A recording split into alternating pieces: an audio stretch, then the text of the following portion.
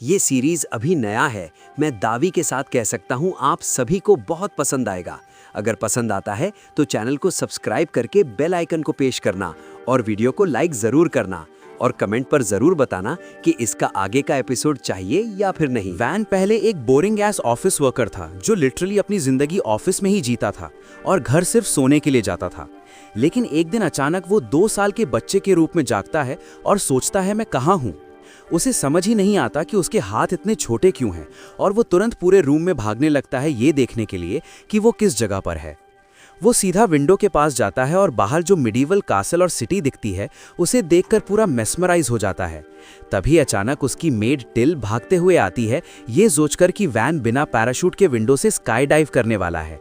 वो उसे नीचे उतारती है और बोलती है कि विंडो के पास खड़े होना डेंजरस है। वैन उसे बताता है कि वो बस सीनरी देखकर मेस्मराइज हो गया था, इसीलिए खुद को देखने से रोक नहीं पाया। टिल को बिल्कुल समझ नहीं आता कि 2 साल का बच्चा इतनी हाई लेवल इंग्लिश कैसे बोल रहा है, जब उसे तो स्किबिडी टॉयलेट और फोर्टनाइट का ब्रेन रॉट देखना चाहिए था। तभी अचानक वैन को याद आता है कि उसके पास इस जगह में रहने की फेंट मेमोरीज हैं। वो जल्दी से रिकैप करता है और टिल को बताता है कि उसका नाम वैन नेफर्टियो है और उसके फादर का नाम मार्के जल्पा है। वो अपने 3 बड़े भाइयों के नाम भी याद कर लेता है, जिसे देखकर टिल सोचती है कि ये न्यूटन का सेकंड कमिंग है। थोड़ी देर में ब्रेकफास्ट का टाइम हो जाता है और 3 मेड्स वैन को घेर कर खाना खिलाने लगती हैं क्योंकि वो बहुत ही ज़्यादा क्यूट है। वैन को ये अटेंशन काफ़ी पसंद आती है क्योंकि भले ही उसका बॉडी 2 साल के बच्चे का हो, अंदर से वो एक मिडिल एज्ड पर्व है। तभी वैन के फादर जल्पा आते हैं और अपने बेटों से पूछते हैं कि आज के लिए उनके क्या प्लान्स हैं। उसके भाई उन्हें बताते हैं कि आज कौन कौन से सब्जेक्ट्स पढ़ने वाले हैं। फिर जल्पा वैन की तरफ देखता है और पूछता है कि वो क्या करेगा। वैन सीरियसली जवाब देता है कि उसे कुछ भी नहीं आता, इसीलिए वो बेसिक से स्टार्ट करेगा और अपने देश की कल्चर और हिस्ट्री के बारे में सीखेगा। उसके भाई ये सुनकर बिल्कुल डम्फाउंडेड हो जाते हैं, लेकिन जल्पा हंसने लगता है और कहता है कि उसने अपने सबसे छोटे बेटे को अंडर एस्टिमेट कर दिया था। उसे लगता है कि वैन भी उसकी और उसकी लेट वाइफ की तरह फायर मैजिक में टैलेंटेड होगा और वो उससे बहुत ज़्यादा होप्स रखता है। वैन ऑलरेडी जानता है कि इस दुनिया में डिफरेंट मैजिक एट्रीब्यूट्स होते हैं, लेकिन नोबल सिर्फ 4 basic elements fire, water, wind और अर्थ को प्रेफर करते हैं क्योंकि उनकी ऑफेंसिव पावर ज़्यादा होती है। बाकी सारे मैजिक एट्रीब्यूट्स को डिसग्रेस माना जाता है और वैन के सारे भाइयों के पास इन 4 एलिमेंट्स में से ही कोई एक एलिमेंट है। बाद में उसी दिन वैन टिल से अपने कंट्री के बारे में सीखता है और ये जानकर काफ़ी एक्साइटेड हो जाता है कि उनकी दुनिया में कितनी इंटेलिजेंट स्पीशीज़ हैं। टिल उसे बताती है कि वहाँ यूजुअल रोस्टर में एल्व्स, ड्वार्व्स और बाकी रेसेस हैं, लेकिन बाकी मेट्स उसे टोक कर बोलती हैं कि एक बच्चा ये सब समझ नहीं पाएगा। वैन टिल को कहता है कि उन इग्नोरेंट लोगों पर ध्यान न दे और फिर मैजिक टूल्स के बारे में पूछना स्टार्ट कर देता है।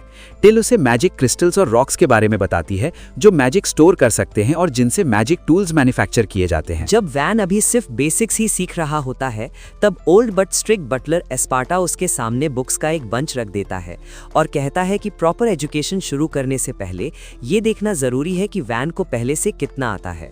वैन उसकी मीन लुकिंग मूंछों से थोड़ा इंटिमिडेटेड हो जाता है और एस्पार्टा को बोलता है कि वो अभी ठीक से पढ़ नहीं सकता, लेकिन थोड़ी सी मैथ जानता है। बटलर बिल्कुल बेसिक से स्टार्ट करता है और पूछता है 3+5 क्या होता है। और जब वैन बिना उंगलियों पर गिने ही जवाब दे देता है तो बटलर इतना इम्प्रेस हो जाता है कि वो खुद उसे पर्सनली पढ़ाने का डिसाइड कर लेता है। वैन तुरंत समझ जाता है कि ये पूरा हेल होने वाला है और वही होता भी है क्योंकि एस्पार्टा उसे सुबह से शाम तक पढ़ाता रहता है, लेकिन उसकी वजह से वैन सिर्फ कुछ ही हफ्तों में पढ़ना और लिखना सीख लेता है। उसके बाद वो और भी ज़्यादा मेहनत से पढ़ाई करता है और जब वो 4 साल का होता है तब उसकी स्वॉर्ड्समैनशिप ट्रेनिंग स्टार्ट होती है। उसका पहला ट्रेनिंग पार्टनर टिल होती है जो ऐसे डॉज करती है जैसे उसे वैन की वुडन स्वॉर्ड से एलर्जी हो। वैन एक बार भी उसे हिट नहीं कर पाता और हार कर घुटनों पर गिर जाता है और टिल उसे टीज करती है कि वो जीत गई। वैन पाउट करते हुए उसके पीछे भागता है, लेकिन तब बाकी जेलस मेट्स टिल को पकड़ लेती हैं क्योंकि वो एक नोबल का इंसल्ट कर रही होती हैं। वो वैन को कहती है कि टिल को पनिश करो, लेकिन वैन बोलता है कि सब ठीक है।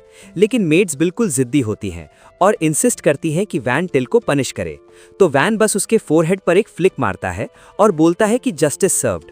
अगले 1 साल तक वैन सिर्फ स्वॉर्ड ट्रेनिंग पर फोकस करता है और 5 इयर्स की एज तक वो सीनियर स्टूडेंट्स को भी हरा देता है क्योंकि वो बस बच्चे होते हैं सिंपल स्किल्स वाले अटैक पैटर्न्स के साथ, और वो एक ग्रोन एस मैन है जिसका ब्रेन फुली डेवलप्ड है। बाकी स्टूडेंट्स इम्प्रेस हो जाते हैं कि वैन कॉम्बैट के मामले में भी एक जीनियस है और वो और ज़्यादा ओवरवेल्म्ड हो जाते हैं जब वो देखते हैं कि वैन उनके साथ कितना काइंडली बिहेव करता है, भले ही वो लोअर सोशल स्टेटस से आते हों। उसके बाद वैन थोड़ा ब्रेक लेता है जब डी, नाइट्स का डेप्यूटी कमांडर, वहां आता है उसके हाथ चेक करने। वो नोटिस करता है कि वैन के हाथ बिल्कुल स्मूथ हैं और उनमें कोई कैलसेस नहीं है, जो उसे ये सोचने पर मजबूर कर देता है कि बिना इनफ प्रैक्टिस के वो इतना अच्छा कैसे हो गया। वैन उसे बताता है कि वो अपनी स्टडीज में इतना बिजी रहता है कि रेगुलरली ट्रेन नहीं कर पाता। तब डी कैजुअली रिवील करता है कि एस्पार्टा को माकी ने ऑर्डर दिया था कि वैन के लेसन्स को 3 गुना ज्यादा हार्ड बना दे। ये सुन के वैन को बड़ा शॉक लगता है, लेकिन अब उसे समझ आ जाता है कि उसके लेसन्स इतने लंबी और इतनी टफ क्यों थी। डूस उससे पूछता है कि क्या वो स्वॉर्ड फाइटिंग सीखने में इंटरेस्टेड है, क्योंकि वो माकी से रिक्वेस्ट करेगा कि वैन के लेसन्स कम कर दिए जाएं ताकि वो ट्रेन करके अपने कंट्री का ग्रेटेस्ट स्वॉर्ड्समैन बन सके। वैन कहता है कि वो अपनी लेसन्स और स्वॉर्ड स्किल्स दोनों पर फोकस करना चाहता है और डी डिसाइड करता है कि बेस्ट रिजल्ट्स के लिए वो उसे पर्सनली ट्रेन करेगा। वो वैन को एश्योर करता है कि वो उस पर इजी जाएगा क्योंकि वो अभी सिर्फ एक किड है। लेकिन ये हर पॉलिटिशियन के झूठ से भी बड़ा झूठ था। डी के लेसन्स डायबॉलिकली हार्ड होते हैं, फिर भी सब कुछ के बावजूद वैन अपनी रीइंकार्नेटेड लाइफ को एंजॉय करता है। एक और साल गुजर जाता है और अब 6 ईयर ओल्ड वैन अपने पूरे टेरिटरी में एक जीनियस के नाम से जाना जाता है, लेकिन उसकी लाइफ सिर्फ बुक्स और स्वॉर्ड्स के अराउंड घूमती रहती है, जिसके कारण वो बर्न आउट हो जाता है। तो एक दिन वो टिल से कहता है कि वो बाहर जाना चाहता है। जल्द ही टिल उसे 2 नाइट्स के साथ मार्केट ले जाती है और वैन अलग अलग टाइप्स की शॉप्स देखकर काफी एक्साइटेड हो जाता है। वो अपने पीछे ग्रैंड बिल्डिंग को देखकर क्यूरियस हो जाता है और टिल उसे बताती है कि ये मैरी चेंबर ऑफ कॉमर्स है, जो एक ह्यूज कंपनी है जिसके ब्रांचेस पूरे कंट्री में है। वैन रियलाइज करता है कि ये इस दुनिया का वॉलमार्ट है। तभी अचानक वो एक आदमी को एक लड़के को घसीटते हुए देखता है जो काफी फिल्दी और बीटन अप लग रहा होता है। आदमी वैन से कहता है कि वहां से देखना बंद करे क्योंकि ये कोई शो नहीं है, और उसके नाइट्स उस आदमी का स्टूपिड हेड बॉडी से अलग करने के लिए रेडी हो जाते हैं, नोबल का इंसल्ट करने के लिए। वैन उन्हें रोकता है और आदमी से पूछता है कि वो उस लड़के को क्यों घसीट रहा है। आदमी एरोगेंस से रिप्लाई करता है कि वो अपने बेटे को स्लेवरी में बेचने जा रहा है और कोई उसे रोक नहीं सकता। ये वैन के लिए सबसे शॉकिंग न्यूज होती है, लेकिन टिल उसे बताती है कि इस दुनिया में पुअर पीपल अक्सर एक्स्ट्रा कैश के लिए अपने बच्चों को स्लेवरी में बेच देते हैं। वैन ये सुनकर बिल्कुल अपॉल्ड हो जाता है, पर जब वो इंटरफेयर करने ही वाला होता है तब एक टैंड मॉमी वहां आती है और माकी के यंगेस्ट सन को देखकर काफी एक्साइटेड हो जाती है। टिल प्राउडली कंफर्म करती है और अपना फैमिली क्रेस्ट दिखाती है। वो टैंड मॉमी अपना इंट्रोडक्शन देती है रोजली के नाम से, जो मैरी चेंबर ऑफ कॉमर्स से है। वैन तुरंत रोजली से पूछता है कि ब्लू हेड बॉय को कितने में बेचा जाएगा। रोजली उस लड़के को एक क्विक ग्लांस देती है और फिर उसके डैड से पूछती है कि क्या उसमें कोई मैजिक एट्रीब्यूट है। वो जवाब देता है कि उसके पास चीजें चुराने वाली मैजिक है। रोजली कहती है कि ये लड़का सिर्फ 3 बड़े सिल्वर कॉइन्स में ही बिकेगा। ये सुनते ही वो ओल्ड बैस्टर्ड गुस्से में आ जाता है और अपने बेटे को लात मारने लगता है, कहकर कि वो इतना वर्थलेस है कि उसकी सेलिंग प्राइस सोफी रेंज के मंथली सब्सक्रिप्शन से भी कम है। रोजली उसे अपने बेटे के साथ थोड़ा काइंडर होने को कहती है, लेकिन वो डिसाइड करता है कि उसे किसी और शॉप ले जाएगा ताकि बेटर प्राइस मिल सके। तभी अचानक वैन ऑफर करता है कि वो उस लड़के को 5 बड़े सिल्वर कॉइन्स में खरीदेगा। वो बैस्टर्ड मजबूरी में ये ऑफर एक्सेप्ट कर लेता है। वैन लड़के को फ्री करता है, उसे उठने में मदद करता है और उसका नाम पूछता है। लड़का अपना इंट्रोडक्शन देता है कल्म के नाम से और वैन का हाथ पकड़कर खड़ा हो जाता है। वैन उसे कहता है कि अब वो जहां चाहे वहां जा सकता है। टिल पूछती है कि वो लड़के को जाने क्यों दे रहा है जब उसने उसे अभी अभी खरीदा है। वैन रिप्लाई करता है कि वो बस उसकी मदद करना चाहता था।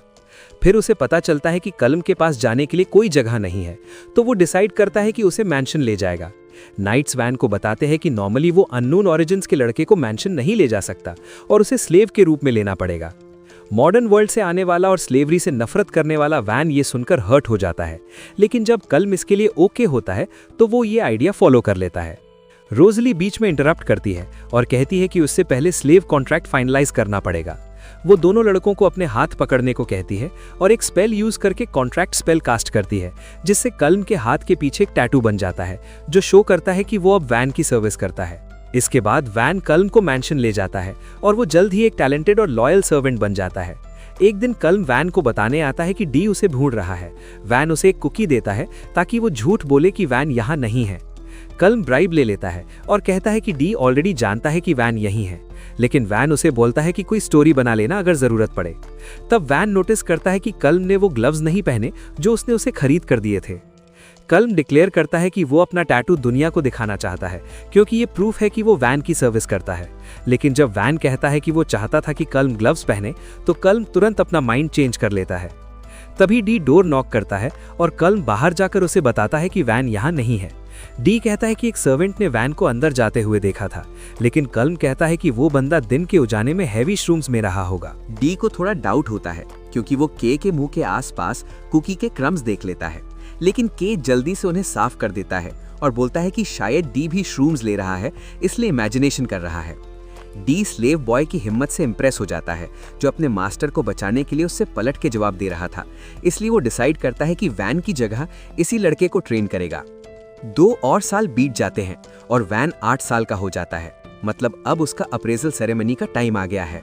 सब लोग उससे बहुत उम्मीदें लगाए बैठे हैं और चाहते हैं कि वही उनका फ्यूचर लॉर्ड बने, क्योंकि वो सिर्फ जीनियस ही नहीं बल्कि सबके साथ अच्छा बिहेव भी करता है।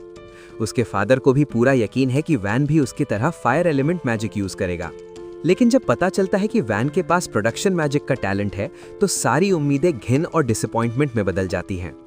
जालमा कहता है कि नोबल्स के लिए प्रोडक्शन मैजिक सबसे बेकार माना जाता है क्योंकि इससे लोग सिर्फ रॉ मटेरियल और इमेजिनेशन से तलवार वगैरह बना सकते हैं और ये सब बिना मैजिक के भी किया जा सकता है, तो किसी नोबल की जरूरत ही नहीं जो बस एक ग्लोरीफाइड ब्लैकस्मिथ हो। जालमा बोलता है कि वो और उसकी लेट वाइफ दोनों स्ट्रॉन्ग फायर मेजेस थे और वो ये एक्सेप्ट नहीं कर सकता कि उनके बेटे के पास सबसे वीक मैजिक हो। वो अपनी तलवार निकालता है और कहता है कि उसे रात ही उसे निकाल लेना चाहिए था, लेकिन अब वो अपनी गलती सुधारेगा। वैन डर के मारे फ्रीज हो जाता है और समझ नहीं आता क्या करे। तभी उसका सबसे बड़ा भाई मरका आगे आता है और उसे बचाता है। वो सजेस्ट करता है कि उनके टेरिटरी में एक रिमोट विलेज है जो अभी डेवलप नहीं हुआ और वैन को वहां भेज दिया जाए ताकि वो उसे डेवलप करे। जालमा डिटेल पूछता है और मरका बताता है कि नेमलेस विलेज में सिर्फ 100 लोग रहते हैं और उनके पास कुछ भी खास नहीं है। नॉर्थ में माउंटेन्स के पास स्ट्रॉन्ग मॉन्स्टर्स हैं, साइड में एक और नोबल का डोमेन है और उसके आगे राइवल किंगडम येलेनेटा है जहां सिर्फ मिलिट्री ट्रेनिंग होती रहती है। जालमा इस प्लान से अग्री कर लेता है क्योंकि नेमलेस विलेज नया एक्वायर हुआ टेरिटरी है और अभी उनकी फैमिली के लॉयल भी नहीं है, इसलिए वहां फैमिली मेंबर को भेजना अच्छा डिसीजन होगा। वो मरका को प्रेस करता है कि उसने फैमिली के डिसग्रेस का यूज ढूंढ लिया और वैन को ऑर्डर देता है कि जितनी जल्दी हो सके वहां निकल जाए। सबके जाने के बाद मरका वैन से माफी मांगता है कि उसे इतनी हार्श जगह भेजने का आइडिया दिया, लेकिन वो नहीं चाहता था कि वैन अपने फादर के हाथ मर जाए। वैन उसका शुक्रिया अदा करता है और मरका प्रॉमिस करता है कि वो विलेज में कंफर्टेबल लाइफ जीने में जितनी मदद हो सके करेगा। जल्द ही वैन पैकिंग स्टार्ट करता है। टिल मार्की पर गुस्सा होती है कि वैन को इतनी दूर भेज रहा है, लेकिन वैन बोलता है कि वो एक्चुअली एक्साइटेड है क्योंकि वहां उसे काफी फ्री टाइम मिलेगा। जब लगेज कैरेजेस में लोड हो रहा होता है, वैन सोचता है कि उसके फादर ने उसे कोई नाइट साथ ले जाने की इजाजत नहीं दी, इसलिए मरका को एडवेंचरर्स हायर करने पड़े। पहले सिर्फ काम को साथ ले जाने की परमिशन थी, लेकिन भाई के इंटरवेंशन से अब टिल भेजा रही है। तभी डी आता है और बोलता है कि वो भी साथ आ रहा है ट्रेनिंग कंप्लीट करने के लिए। वैन बिल्कुल नहीं चाहता और कहता है कि उसके फादर ने नाइट्स को साथ जाने से मना किया है। डी बोलता है कि उसे ऐसी कोई इन्फॉर्मेशन नहीं मिली और वो 2 नाइट्स को भी ले आता है। इतना ही नहीं, एस्पार्टा भी आ जाता है और बोलता है कि उसने मैंशन से अर्ली रिटायरमेंट ले ली है और अब वो वैन के साथ जाएगा ताकि उसकी पढ़ाई कंटिन्यू रहे। इसी के साथ ये एपिसोड खत्म होता है। पसंद आता है तो लाइक जरूर करें और चैनल सब्सक्राइब करना न भूलें।